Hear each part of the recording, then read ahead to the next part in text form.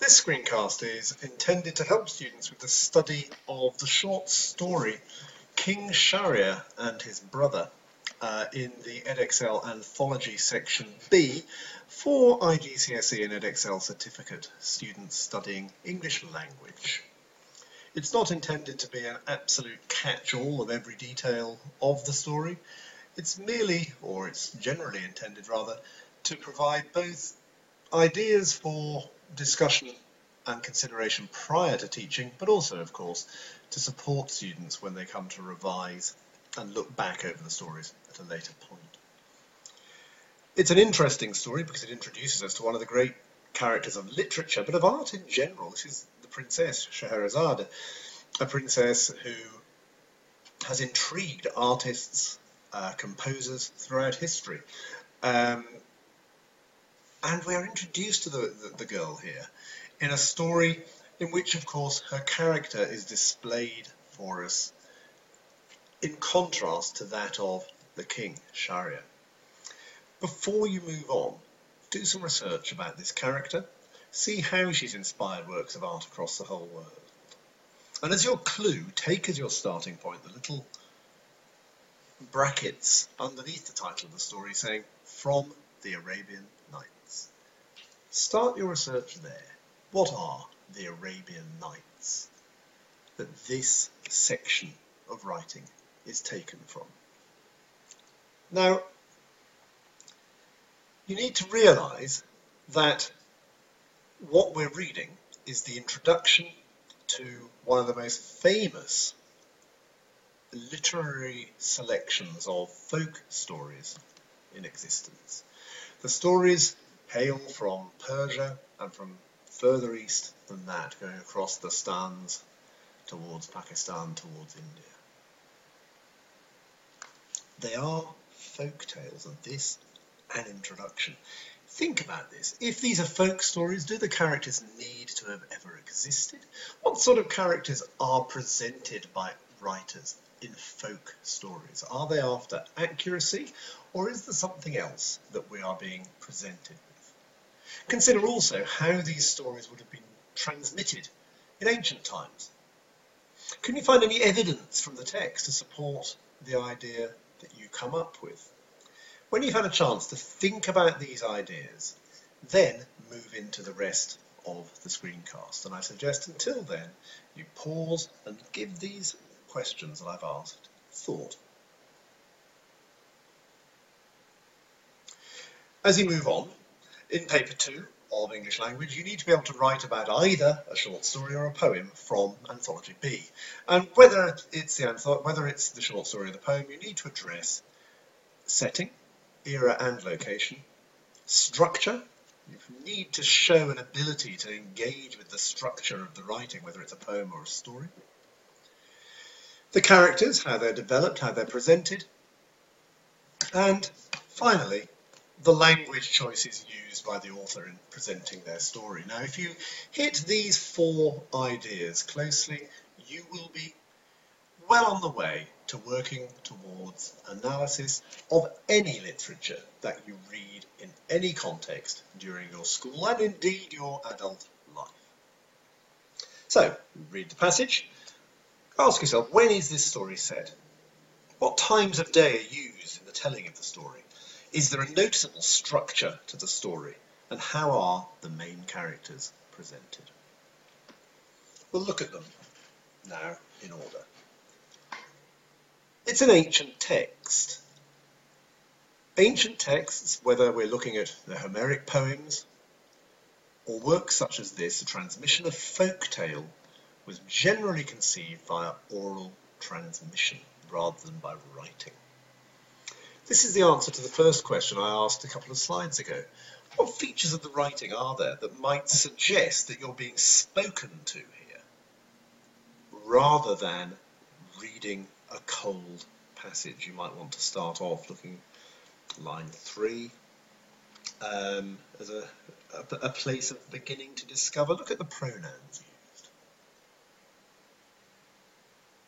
Are we being treated as a listener, and if so, where? After that, think about this.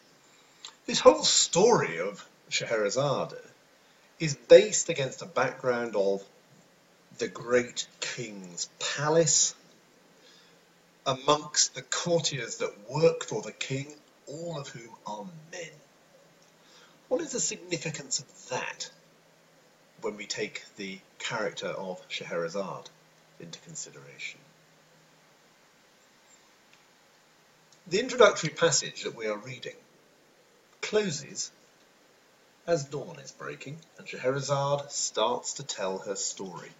Conventionally in literature, what is dawn usually used for symbolically? Is it a time of closure or a time of beginning, conventionally? Think about this question and then see if you can come up with a reason for the story starting at this time of day.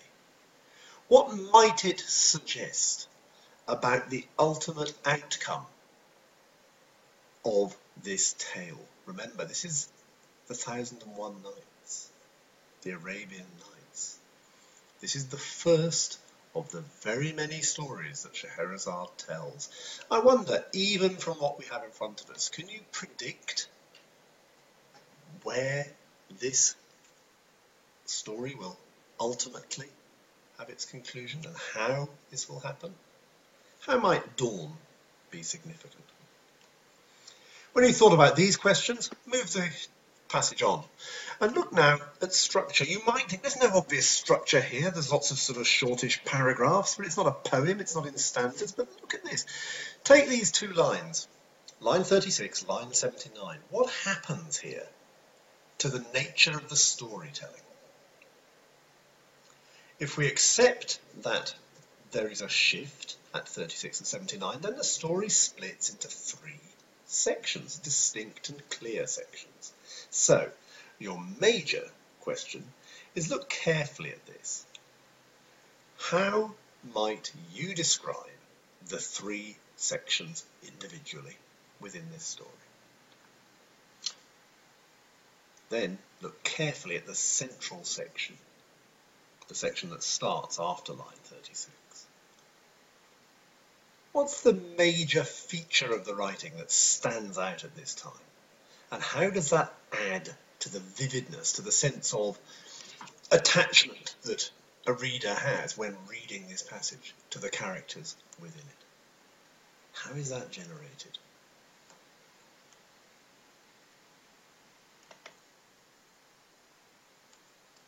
All good stories make us want to read on. This story is no different to any others. Look how it ends.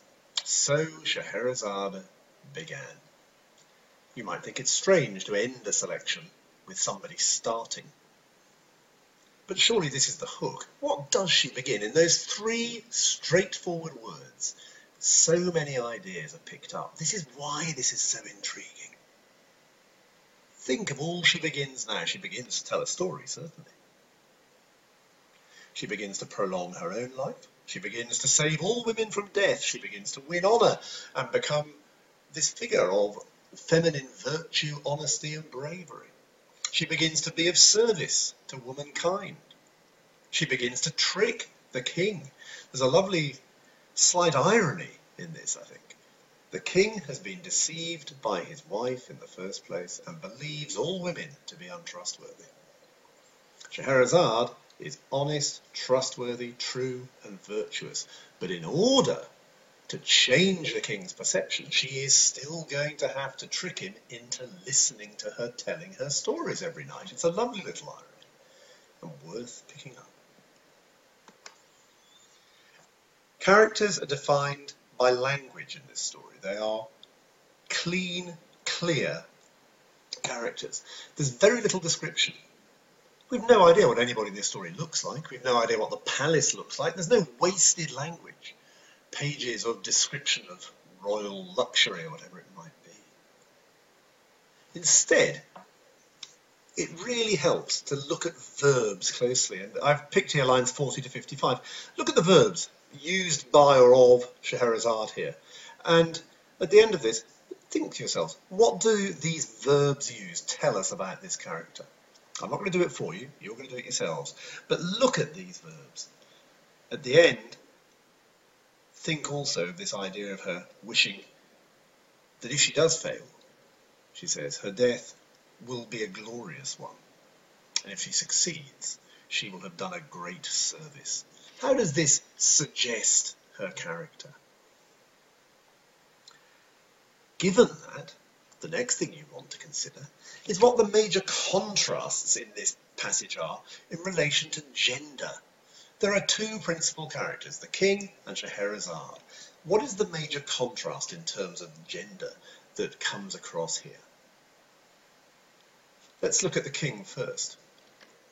Think lines 1 to 14, how you might describe Schariah in this section of the book, just of the story, this first section.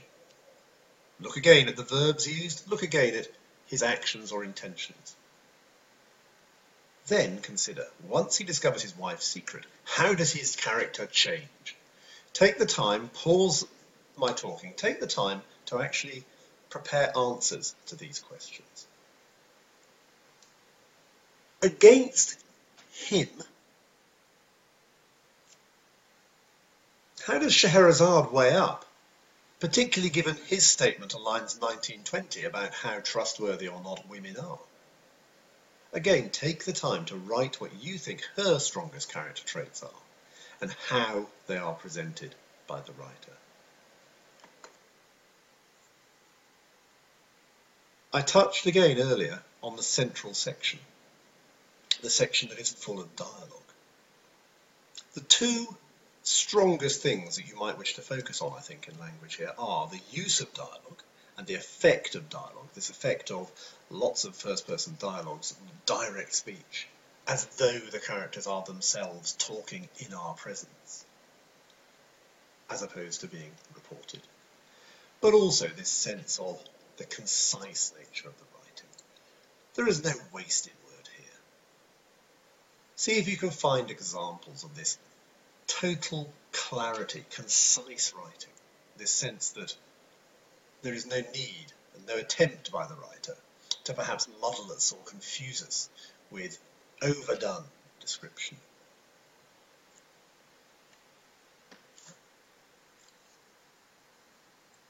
Which leaves us with what I think are the three main strands of any question on the short story or poem at this time. In this case, for this story, consider this. The presentation of contrast between the characters of the Sultan and Scheherazade. I suspect that most questions on this passage will focus in this area. How their characters are defined and or the contrasts between them. Consider the minor characters, I've not talked about them at length, and how they add interest to the story, despite the fact we know nothing really about them, they just have names or titles.